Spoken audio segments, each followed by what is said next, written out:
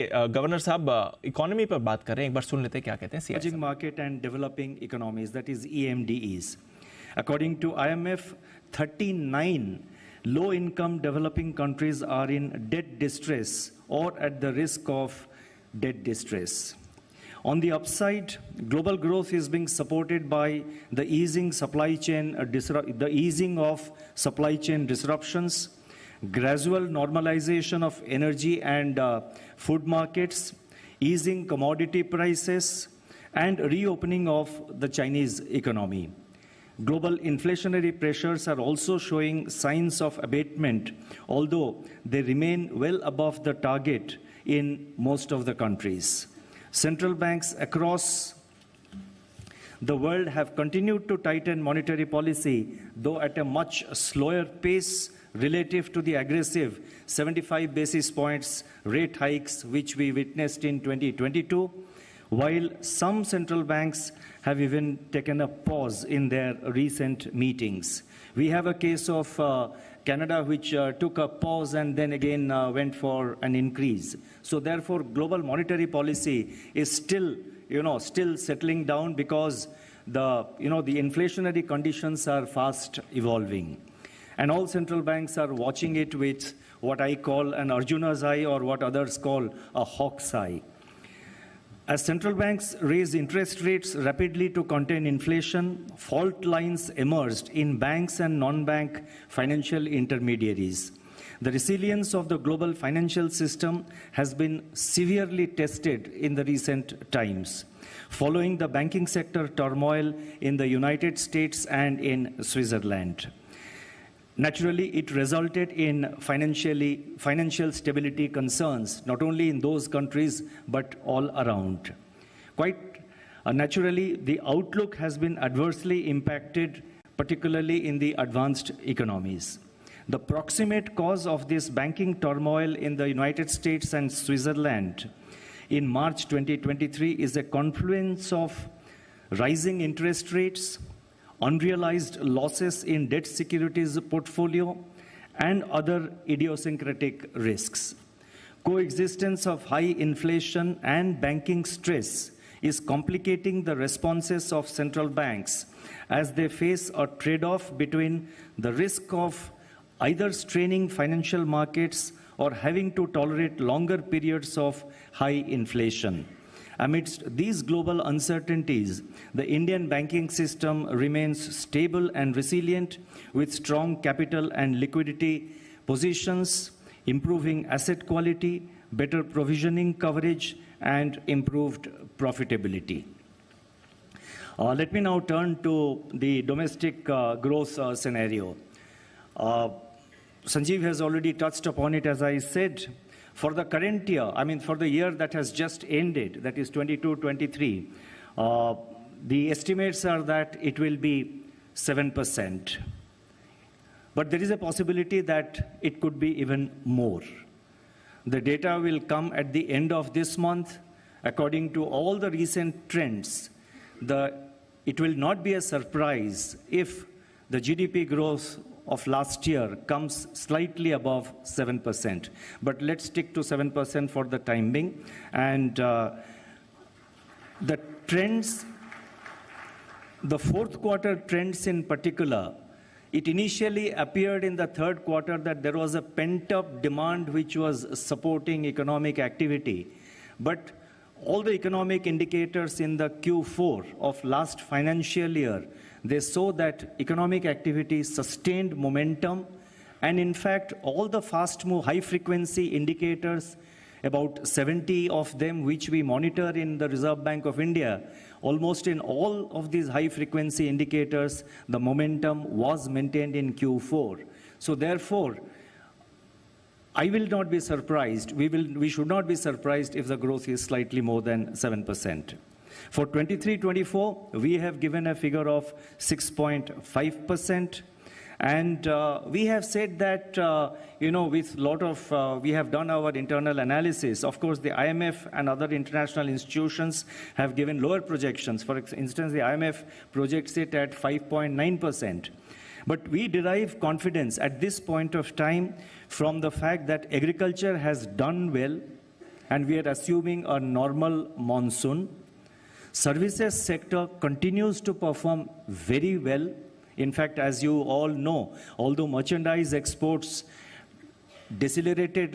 slowed down, moderated last year and have moderated, it is the services exports which have really gained further momentum. So agriculture has done well. Services sector on the whole is doing well. The capex and the infra spending by the government has also picked up with, again, large provisions in the budget for capital expenditure by the government.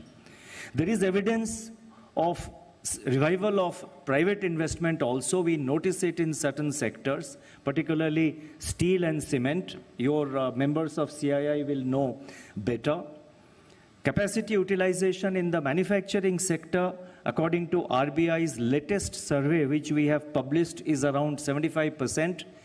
But I am told that the CII survey shows that capacity utilization in manufacturing sector is even higher. I don't know whether they have shared the number with you, so I'm not mentioning it, but in our interaction last week in Mumbai, I was told that, I have the number, and it is clearly much more than 75%. So capacity utilization in the manufacturing sector continues to be robust. Credit offtake in banks also is remaining quite resilient. It's about 15.5% credit growth according to the latest data. Over the last 1 year, we see credit offtake. The banking sector credit, I'm talking about bank credit, the growth is about 15.5 to 16%. The latest number I have is 15.5%. So therefore, these are the, these are the upsides to domestic growth, and that gives us the confidence that, India should be able to record a growth close to 6.5%. However, there are downside risks which are commonly, which is known to all of us. Geopolitical uncertainties, any surprises on the geopolitical front, and the drag from merchandise exports because world trade seems to be contracting. So these are the downside risks. And of course, on the agricultural front, there is this forecast of a El Nino, and we have to see whether it actually happens or how, if it happens, how intense it is. And there is talk by the IMD about the Indian Ocean Dipole. I am not an expert, but the IMD says that there is evidence of positive Indian Ocean Dipole, which to some extent should be able to neutralize the impact of El Nino. But let us leave that to weather experts. But this is an uncertainty which only time will tell to what extent it affects our economy. On top of this, all these factors which I mentioned, we have macroeconomic stability. Now, on the back of macroeconomic stability and the robust financial sector stability that we have, I think there is a platform for supporting domestic growth. Macroeconomic stability in the sense that inflation has moderated. The last print, is 4.7. Perhaps the next print could be lower. GDP growth, I have just mentioned, that is sustained. Current account deficit, which was earlier feared that it will touch 4%, 3.5%, we have given out the numbers. They look very much, and in the last year, it was eminently manageable, as I have said.